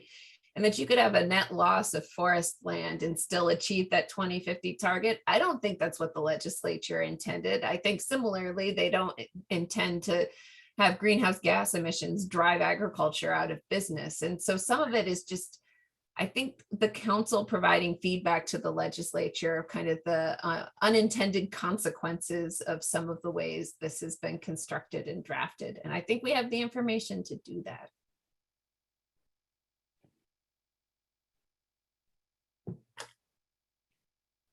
But that may go back to if the underlying concern from the Ag and Ecosystem Subcommittee is this won't, looking at gross emissions doesn't support the kind of agronomic practices that they believe are essential to sort of the broader climate goals, that it's not possible to actually drive down emissions. And so within the ag sector, and so the only way they can meet their targets is by having a net consideration. And I don't know if both of those are true, if one of those is a bigger driver of some of the language pieces. I'll just say, to go back a second, I really appreciate what you said, TJ, that in trying to simplify this, and I focused on the first two, then left out 3 through 8. And I wonder if there's a simpler way along the lines of what you're saying, Julie, to just, not just compare these D1 and D2 to each other, but to say, these are all considerations, but no one of them shall be, rigidly determinative. And I think it's a that's really, multi-objective problem. yeah.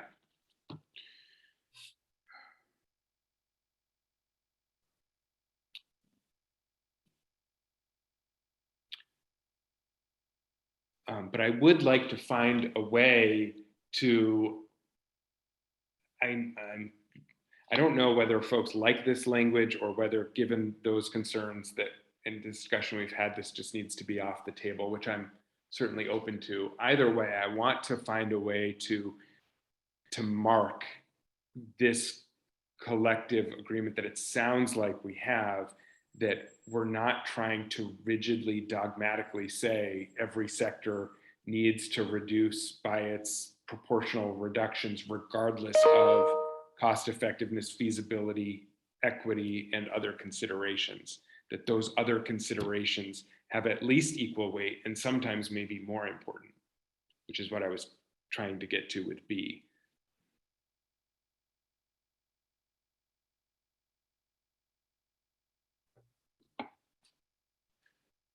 Does anyone have a suggested way forward? Can we just make a recommendation on this that without, and just say just that, what we've come to agreement with, that, it is the opinion of the, or the recommendation of the Science and Data Committee that this is how we should treat this provision on proportional reductions. And just have it be a, I was gonna say positive, that's not the word I was looking for, but a forward-looking statement without kind of prioritization getting into that.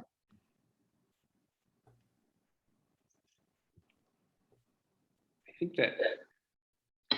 that sounds good to me. I'm curious what others think. And I guess if we did go that route, I'd hesitate to do this because I don't want to step beyond my role, but I am kind of curious whether or not Megan would be able to help with that language, given that I feel like she has a better sense of the law and how to. Sorry, Jared, what are the language in A and B, or was there a specific piece of A and B that you're referring to? No, I think at this point we're saying A and B probably doesn't make sense to pass as is, because it leaves out consideration of those other, what was it? The other, I don't even know where I am. The other criteria that were also named in section D.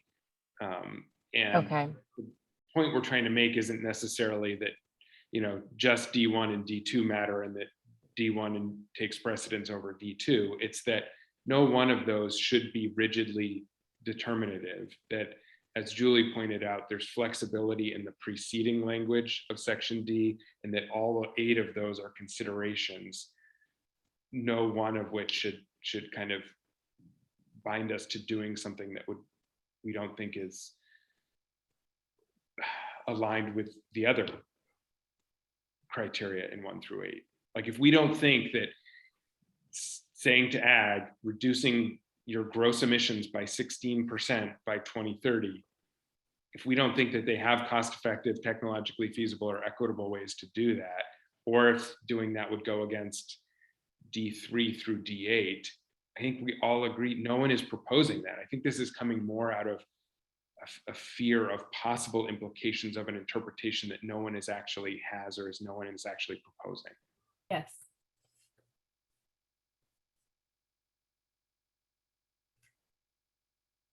Okay.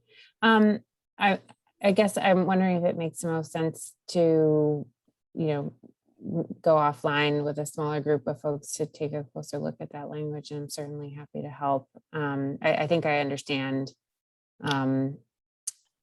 what you are trying to frame, and so yeah, so I'd be happy to help.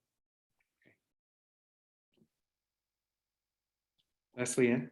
Yep, the other thing that I'm wondering too is if there are pieces that we are still not either fully understanding or appreciating, and given that agriculture sits in a particularly unique position of being able to mitigate as well as adapt, and so doing both mitigation and adaptation, I'm just wondering if it may make some sense in terms of that smaller group to actually tease through some of those pieces because of where they sit. And I'm just saying that because thinking back to the National Climate Assessment meetings that I was on last week, and looking at the way in which ag in particular is being touted as a both mitigation and adaptation in the same space as a response strategy, as opposed to an either or strategy, and looking at how both nationally and at the IPCC level, that is the thinking and framing that is being pushed, particularly for ag. I'm just wondering if we may be sort of not doing our due diligence if we don't ask all the questions that we should be asking in order to set ourselves up to have all of the right sort of pieces of feedback that would go to the legislature as a result of these discussions. Can I ask a question, Leslie Ann, about that? Do you envision that that's like a set of questions that could be put forward as part of the RFI that we're also envisioning to support sort of further work in the overall greenhouse gas inventory space, or is it a standalone? I don't know. I would have to know more because I'm still sort of peripheral to a lot of these, but as soon as I get a full understanding, Julie, I think I'd be able to see exactly where the best leverage is. But I don't see it as an either or. So it could be another one of those ands. Okay. Jared, can I just say, as someone who was at the meeting yesterday or the day before, wherever it was, one thing that I heard pretty strongly coming from them that is not being addressed by this is the request that the RFI address improvements in the accuracy of the gross emissions from the ag sector. That was one of 3 things that they wanted. And it feels like to me that that's something that could still be included. You've got that language in your second revised suggestion there. And I don't know if it could be much more streamlined to address it. But that I'm just saying that I think there's going to be major pushback from them if at least some portion of what they were talking about isn't acknowledged. Because I don't know that, yeah, that's all. Thank you for bringing that up, Catherine. Let's move to that next. I do want to see if we can just wrap up the previous piece about what sounded like a recommendation that I thought made a lot of sense, to just have a small task group focused on language around that section D and how to interpret it. I heard Megan volunteer. I'd be happy to work with you on that, Megan. Is there anybody else who'd? Colin indicated in the chat he would be. He said he had to drop off. Okay, great.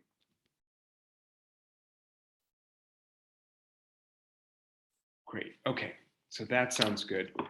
What about the suggestion that I think is very wise that Catherine made, that we do note in the, let me find it. in our recommendations,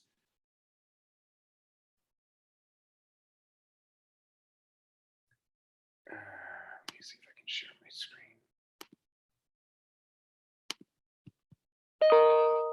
Can folks see this document again?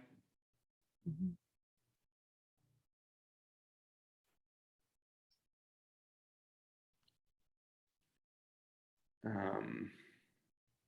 I saw it in the second revision you had below, something about accuracy.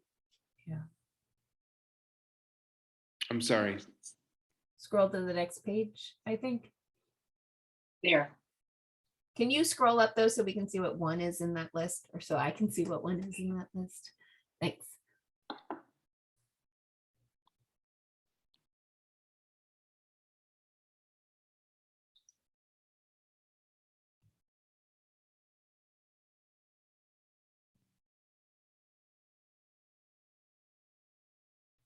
It would be nice to do this in a way, I don't know, it may not be the same people that could do this upstream or life cycle accounting work, as well as come up with recommendations around sort of Vermont specific practices, the values of Vermont specific practices that could then be used to modify the inventory. But if there's a way to have it all be part of one larger effort. I also am going to betray my ignorance here for a minute, which is if we end up making, I know in water quality, which is where I have some expertise, right? If you end up reducing loads associated with one sector, they have to go somewhere else. What I don't know is if in air it's the same, because the universe of air emissions is a lot bigger, obviously.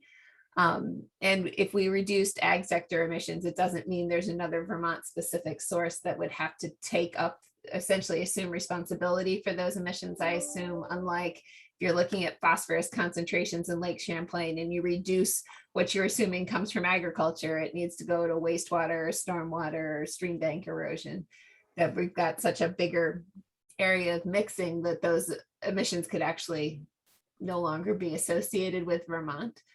And I don't know how much of an issue that is, or if it's an issue at all, and it's just my lack of understanding. Just to go back a second, Julie, on your first point, I agree that from purposes of just like efficiency, it would be great to have one RFI. But my sense is, from knowledge of the consultants in the space, that these are different enough questions and different enough sets of expertise that there's a very small number of people who could respond knowledgeably to both of these questions. So that's why I think I was originally thinking that they should probably be broken in two. I would say I would be comfortable with basically changing our recommendation to add a section 3, and maybe just, I don't know enough about this section of the sentence to feel comfortable including it. I think it probably is a nod again to net emissions accounting, rather than just focusing on ways that we can improve the gross emissions accounting.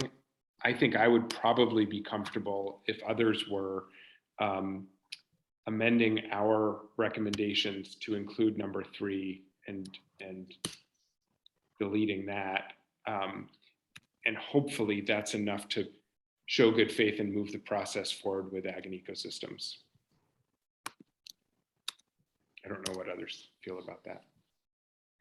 I mean, it does lead to a host of other technical questions about like who's issuing the RFI, who's managing that. Is it ANR? Is it ag? What's the kind of process there? But I think if we nod that we recognize that whether we're thinking either about gross emissions accounting in ag, or we're thinking about how could net emissions accounting eventually show up in, if it is to be appropriate in the inventory. There's technical questions that go along with that are going to need to be researched and asked it's not as simple as saying, yeah, let's do it. Jared, I'd like to suggest a friendly amendment where number 1 is develop and issue 1 or more requests for information regarding, and then A is questions related to the upstream and life cycle accounting, and B is gaps of emissions inventory tools for agriculture. Yep. And just to be clear, I think it's more than just tools. It is, well, maybe it can all be covered by tools, but they were saying that there is information that is actually incorrect because it was taken from sources of data that do not apply to Vermont and apply to Vermont. Right.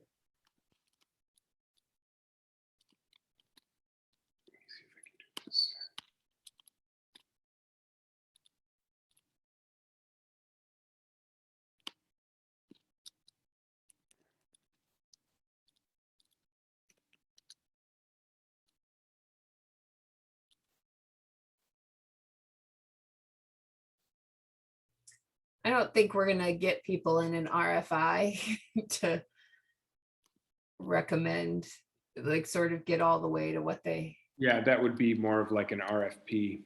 correct. Like, I think we need to sort of moderate what our expectations are, but to me, and this sort of leaves open then how we want to issue it, how we want to structure it, if there's a way to do it as one process, which is certainly easier. And we can kind of go from there, but I appreciate the intention of wanting to include their concerns. So just, Julie, I was trying to keep track. Does this reflect?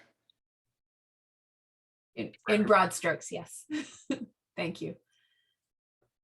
Okay, great. So then that would be deleted. Given that we're near the hour and we need to reserve time for public comment, I do want to test for comfort with consensus around, I think we'd already said we don't want to do this, is that correct? Or people also?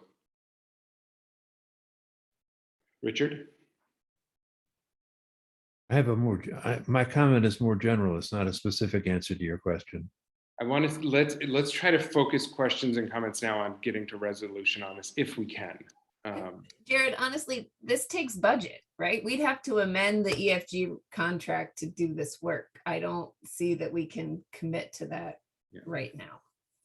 So the question is really then, are folks comfortable on this subcommittee with amending our previously proposed set of recommendations to basically say, as Julie said, 1 or more requests for information, including B?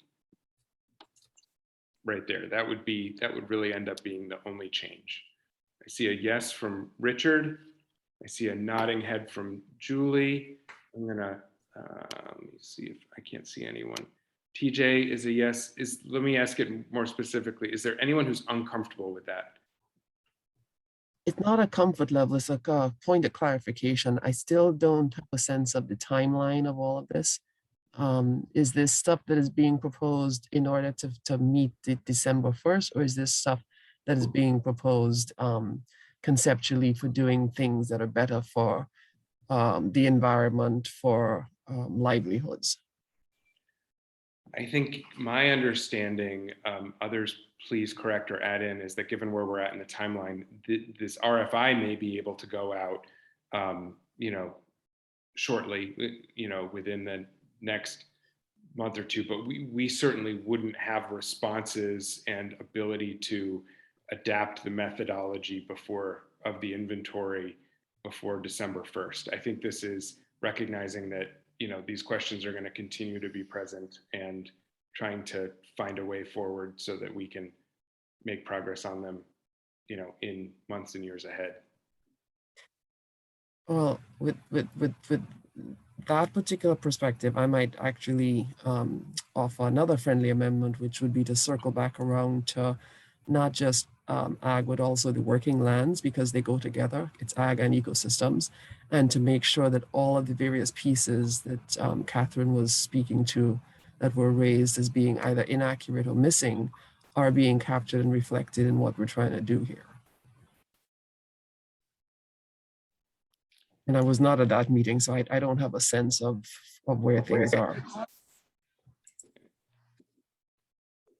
Yeah, I think that I hear what you're saying, Leslie, and in terms of the context of the carbon budget for working lands, I don't think that shows up as a sector in the current inventory.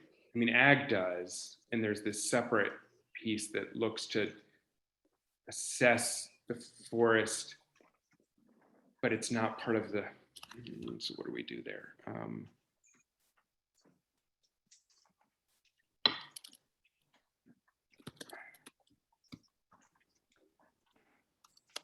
Would that work?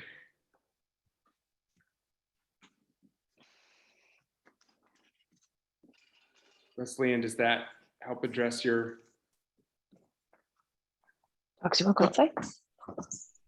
So I see the words, but I'm still unclear about the timeline of when all of this is supposed to be. Because if I think given where we're at in time now, that is still to be determined. I think if we could agree now that this is the direction we want to move in and then figure out the exact timeline at a future date, that would still be progress to keep this conversation moving forward and show good faith with our friends over in the Ag and Ecosystems Subcommittee. That would be my recommendation.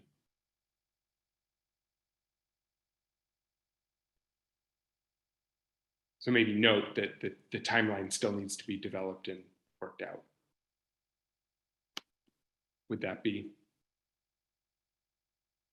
Richard? Richard, I see a thumbs up.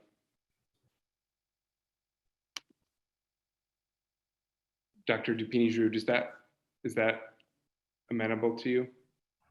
Are you amenable to that? well, I'll let it go. I was just, if this were me and I had raised something and somebody may or may not have understood exactly what I was trying to raise, I would have liked that they would have just checked back with me first, but that's fine. Yeah, I agree. We've been going back and forth with them, the last week, and just the meeting schedules when they are and everything that's going on. There's a limitation to the practical feasibility. But I think that we can at least show them this. And I think that that's progress if folks agree to it. And it looks like everybody did. I do want to make sure that we're characterizing your position fairly, Dr. Dupini. Yeah, and I think my position is making sure that we're characterizing their position. Okay, can I just add something about that? The people in a leadership position, the people who were speaking at yesterday's meeting, are very, very committed, very, very strong in their views. They're very clear about what they want, and feel like they're not being listened to. So I think this is a perfectly reasonable response on our part, but we need to be prepared for our colleagues from Ag and Ecosystems to say, yeah, this is okay, but you still don't get it. We just need to be prepared for that response. Julie? Yeah, I think very much along those lines, Richard. To my mind, this isn't all that different than folks who've participated actively in these meetings and their interest in seeing us move very quickly to advance work around life cycle accounting.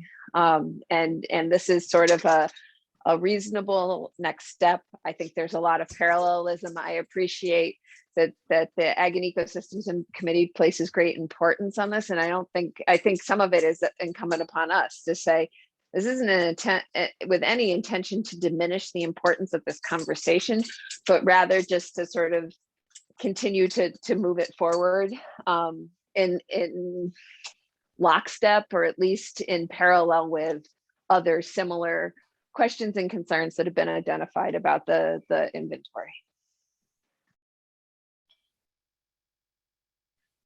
Lou? Yeah, I guess I'd just say that I think kind of ideologically think this fits well with our charge in that there's been it's been brought to everyone's attention that perhaps the science and data of this topic isn't as fleshed out as it could be. And so we're now asking for more science and data. So I think we're fitting well in our role. Okay, so I want to try to wrap this up and test for agreement about basically presenting on October 12th, our original recommendation with this change. We will continue to have conversations with Ag and Eco, and we will need to develop a timeline for how this actually gets implemented. Is there anyone who would oppose that at this point in time, or does that sound like a good path forward? Okay, hearing no opposition, let's record that in the notes as agreement by the subcommittee that we will move forward with this revision to our recommendations and present that on October 12th. Can I just ask you, Jared, to forward that to me since I haven't copied it? It's moving parts. I'll have it put in the notes. So my apologies that the agenda has gone over. I would look back to TJ. I think probably at this point we need to just move to public comment and work to adjourn, and any pieces we didn't get to will need to be addressed. Yeah, just before we do that, I just wanted to, well, I'll take discussions of whether we're going to have another meeting next week offline, because there may be, even if you can't make it, Jared, if we are able to have a quorum and there's still pieces of this, we may still want to, that can be addressed, we may still want to do it. So with that, I will open the floor for public comment.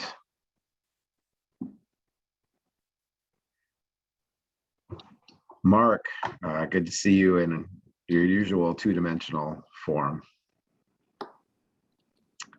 Yeah, thanks, TJ. I'm sorry, my camera still isn't working. I guess I have a face that can break a camera. But I wanted to say how much I appreciated Richard's comments about cost benefit and cost effectiveness. And I hope you can find a way to take them into account, because, you know, as we all know, not every benefit relates to tons of carbon, and not every cost relates to dollars. And along those same lines, I appreciated Secretary Moore's comment about it not being legislative intent to pay for emissions reductions with our forests. Reading the legislation, that would not be clear. Now, my profile picture is one of Vermont's highest priority forest blocks, and it has far more, it's far more than a term in a carbon equation that needs to be balanced. And I was struck by Jared's comments about there not being clear definitions of adaptation and resilience. And we need definitions and we need metrics. If in the absence of those, we're looking for big trouble. So I was at the Ag and Eco, one of the Ag and Eco meetings last week, and what I said to them was this: you guys know far more about the Global Warming Solutions Act than the people that wrote it. You know how difficult the issues are. I think you have a greater appreciation for them at this point. And I hope that you see it as your responsibility to go to the legislature and make recommendations about how to improve this law so that it actually makes things better and not worse. And that's my comment.